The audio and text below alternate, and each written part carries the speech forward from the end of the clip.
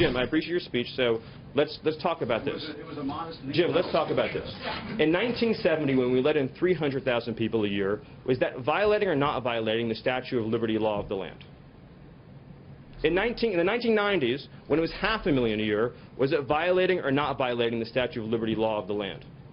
Tell me what years meet Jim Acosta's definition of the Statue of Liberty poem, Law of the Land. Do you really at CNN not know the difference between green card policy and illegal immigration?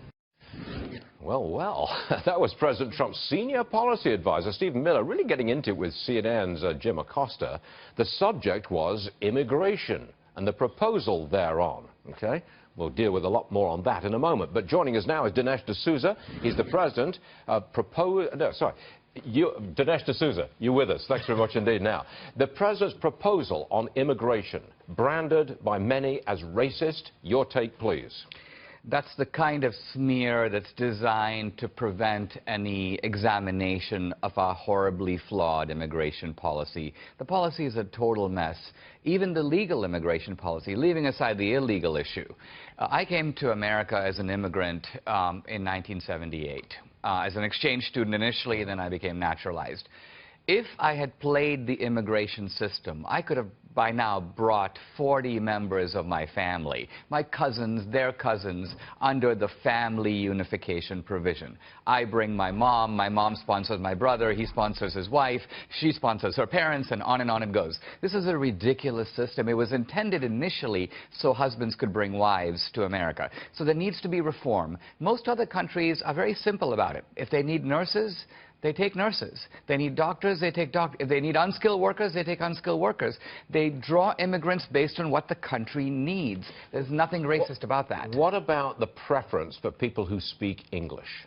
Well, first of all, we're an English-speaking country. It's the lingua franca of this country.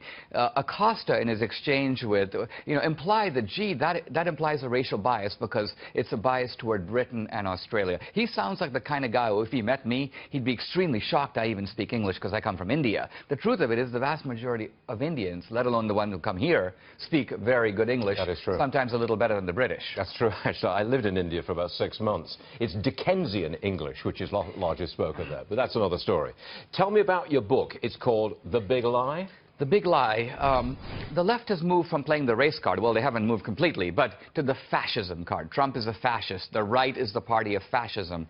So I take that on in this book and I show, wait a minute, fascism has actually always been a phenomenon of the left. Hitler was a National Socialist. Mussolini was a Marxist. So fascism has been the ideology of the centralized state. But once fascism became stained with the odor of Holocaust after World War II, the progressives who were coming to power in the academy, they said, look, let's try to take fascism from the left-wing column, where it really belongs, try to move it into the right-wing column so we can use it to smear our political adversaries. Would you agree with the following premise?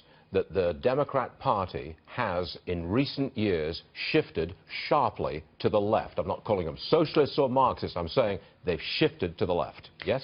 Yes. How else could a candidate like Bernie, an outsider, a guy sleeping on his neighbor's couch, give Hillary, who was in the mainstream of the Democratic Party, such a run for her money if the party hadn't veered dramatically left? Fair point. Dinesh D'Souza, The Big Lie is the title of the book, and we like it. Thanks for joining us, Dinesh.